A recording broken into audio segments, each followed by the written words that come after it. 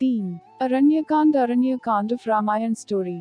14 वर्ष का वनवास 14 ईयर एक्साइल। राम, सीता और लक्ष्मण वनवास के लिए निकल पड़े। रास्ते में उन्होंने कई असुरों का संहार किया और कई पवित्र और अच्छे लोगों से भी वे मिले।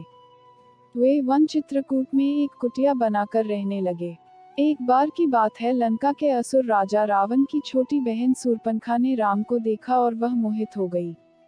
उसने राम को पाने की कोशिश की, पर राम ने उत्तर दिया, मैं तो विवाहित हूँ, मेरे भाई लक्ष्मण से पूछ के देखो।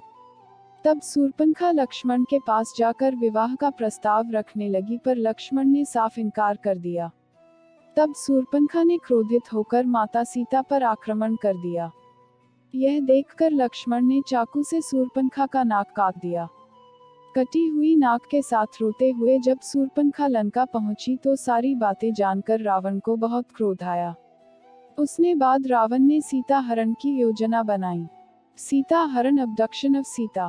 पढ़ी सीता चोरी की पूर्ण कथा। योजना के तहत रावण ने मारीच राक्षस को चित्रकूट के कुटिया के पास एक सुंदर हिरण के रूप में भेजा। जब मारीच को माता सीता ने देखा तो उन्होंने श्री राम से उस हिरण को पकड़ के लाने के लिए कहा। सीता की बात को मानकर राम उस हिरण को पकड़ने उसके पीछे पीछे गए और लक्ष्मण को आदेश दिया कि वो सीता को छोड़कर कहीं ना जाए। बहुत पीछा करने के बाद राम ने उस हिरण को बाण से मारा। जैसे ही राम का बाण हिरण बने मारीच को लगा, वह अपने असली राक्षस रूप में आ गया और राम के आवाज में सीता और लक्ष्मण को मदद के लिए पुकारने लगा। सीता ने जब राम के आवाज में उस राक्षस के विलाप को देखा तो वो घबरा गई और उसने लक्ष्मण को राम की मदद के लिए वन जाने को कहा। लक्ष्मण ने सीता माता के कुटिया को चारों ओर से लक्ष्मण रेखा से सुरक्षित किया और वो श्री राम की खोज करने वन में चले गए। योजना के अनुसार रावण एक साधु के रूप में कुटिया पहुंचा और भिक्षाम देही का स्वर लगाने लगा। जैसे ही रावण ने कुटिया के पास लक्ष्मण रेखा पर अपना पैर रखा, उसका पैर जलने लगा। यह देखकर रावण ने माता सीता को बाहर आकर भोजन देने के लिए कहा।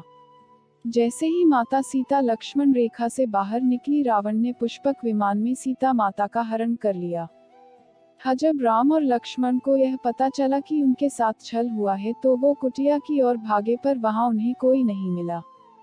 जब रावण सीता को पुष्पक विमान में लेकर जा रहा था तब बूढ़े जटायु पक्षी ने रावण से सीता माता को छुड़ाने के लिए युद्ध किया, परंतु रावण ने जटायु का पंख काट डाला।